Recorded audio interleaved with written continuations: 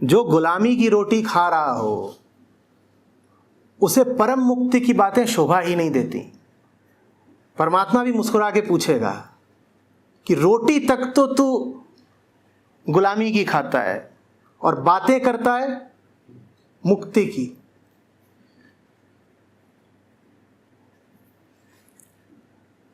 समझ रही हैं?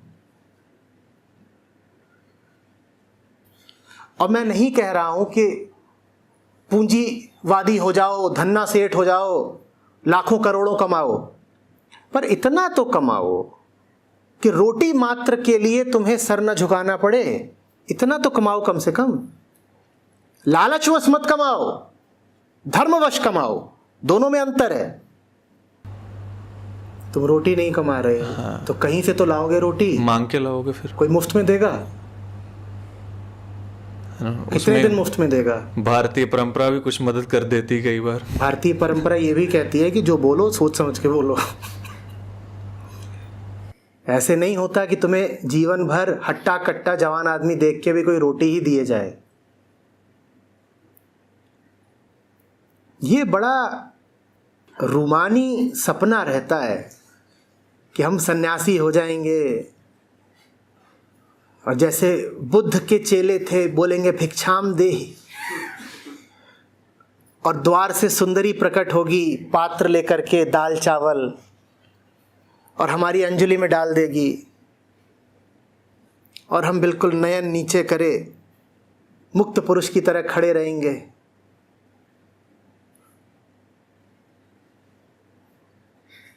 बेटा वो घर तो अब होते नहीं, अब तो सोसाइटी है, वहाँ गार्ड है बाहर।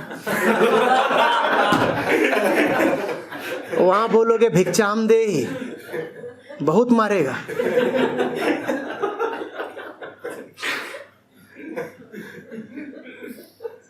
तो कमाना सीखो।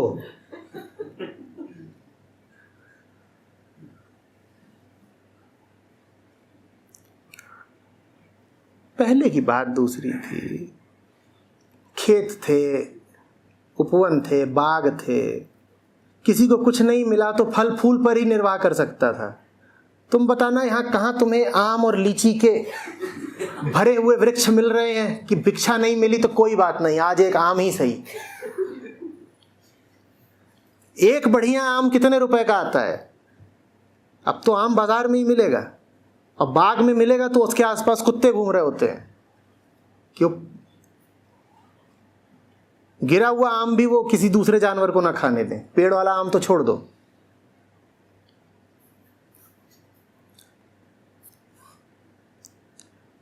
किसान अपने फलों पर रसायन मल के रखते हैं कि चिड़िया भी उसको ना खाए, नहीं तो तोते वगैरह आकर के चोंच मारते हैं, तो किसान उस पर मल देते हैं चीजें। और भी अगर बड़ा और मूल्यवान फल होता है तो उसको बांध देते हैं। अब वो जमाना थोड़ी है कि सन्यासी होके निकले तो गंगा का किनारा और फलदार वृक्ष, और चाहिए ही क्या। जाओ ऋषिकेश गंगा किनारे लेटो, पुलिस वाला 2 डंडा लगाएगा। जाओ लेट के दिखाओ।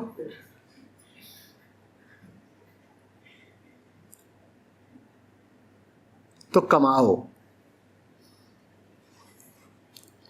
भारत के सपूतों, मुक्ति की बात बात में करना, पहले कमाओ। कुछ नहीं करते और फिर भी महीने के अंत में बैंक में पैसा आ जाता है। मर जाना पर ऐसे मत हो जाना। भूखे मर जाना पर मुफ्त की रोटी मत खाना। ये बात अच्छे से समझ लो। मेहनत ज्यादा करो, मिले कम फल, चलेगा। कि बहुत मेहनत करते हैं, पैसा थोड़ा मिलता है, चलेगा। पर मेहनत इतनी सी कर रहे हो और पा इतना रहे हो, ये बिल्कुल नहीं ठीक है। ये तुम्हें बर्बाद कर देगा। जहां कहीं भी अनअर्न्ड मनी है या इल गॉटन मनी है, या तो ऐसी तनख्वाह आ रही है जिसके लिए तुमने मेहनत नहीं करी, या ऊपरी कमाई, घूस, रिश्वत, काला धन इत्यादि आ रहा है, उस घर में बड़ा नर्क उतरता है। मैंने कहा सबसे पहले तो ऐसे घरों के बच्चे बर्बाद होते हैं। घर में हर तरह का कलह क्लेश फैलता है। संतों ने समझाया है, जिस रोटी पर तुम्हारा हक है उसको भले छोड़ दो, छोड़ दो। कभी ऐसी नौबत आ जाए कि किसी को देनी पड़े, दे दो। कभी ऐसी नौबत आ जाए कि कोई तुम्हें ठग गया, सहर्ष ठगे जाओ, छोड़ दो। लेकिन ये कभी मत करना कि जिस रोटी पर तुम्हारा हक नहीं उसको तुमने खा लिया।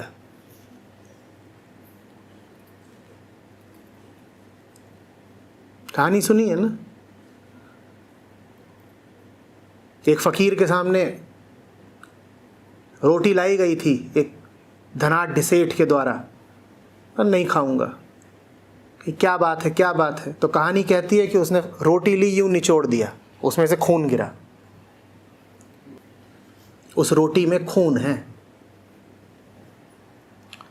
जब तुम किसी से रोटी छीनते हो तो दिखता है ना कि ये देखो मैंने इस आदमी की रोटी छीन ली, तो साफ हो जाता है कि वो आदमी था, मैंने उसका पैसा छीना तो मैंने पाप किया।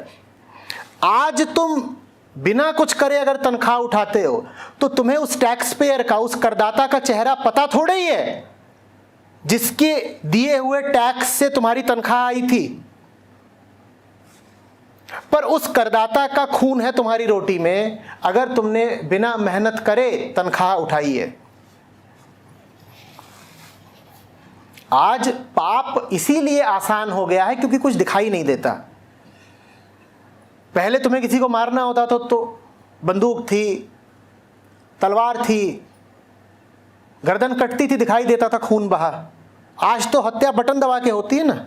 अमेरिका में बैठ के बटन दबाओ, 10,000 किलोमीटर दूर बैठा कोई उड़ जाएगा, पता ही नहीं चलता कि हमने मार दिया, एहसास ही नहीं होता कि हमने पाप करा है। पहले पशु का वध करते थे तो अपने सामने करते थे, दिखता था कि वो देखो उसकी आंखों से प्राण जा रहे हैं, तड़प रहा है, मर रहा है। अब तो डब्बा बंद मीट आता है, ऑनलाइन ऑर्डर करो, कंप्यूटर पे ऑर्डर कराओ, डब्बे में मीट घर पे आ जाएगा, तो पता ही नहीं चलेगा कि पाप हुआ। इसी तरीके से जब तुम तनख्वाह ले लेते हो और तुमने मेहनत नहीं करी होती तो तुम्हें पता नहीं चलता कि ये तुमने पाप करा है, ये तुमने किसी का हक मारा है, तुम्हारी रोटी में खून है। भाई वो जो तुम्हारे घर में तनख्वाह आई है वो पैसा कहीं से तो आया होगा ना। सरकार खुद तो पैसे बनाती नहीं, सरकार तो इतना ही करती है कि इधर का पैसा इधर, किसी से टैक्स लिया और उस टैक्स से किसी को तनख्वाह दे दी, सरकार तो यही करती है। तो तुम्हारे पास जो पैसा आया है तुम्हारे घर में, वो किसी के गाढ़े खून पसीने की कमाई से आया है जो तुम मुफ्त घर ले गए।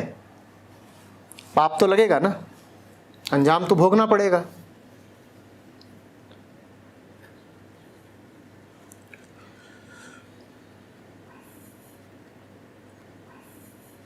और अंजाम भोगते ही हैं।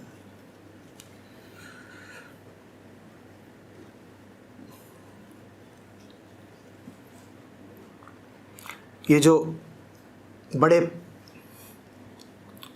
प्रख्यात भ्रष्ट अधिकारी होते हैं, ख्यातिमान, जिनका पता ही है सार्वजनिक तौर पे कि इनके हाथ में जबरदस्त खुजली है,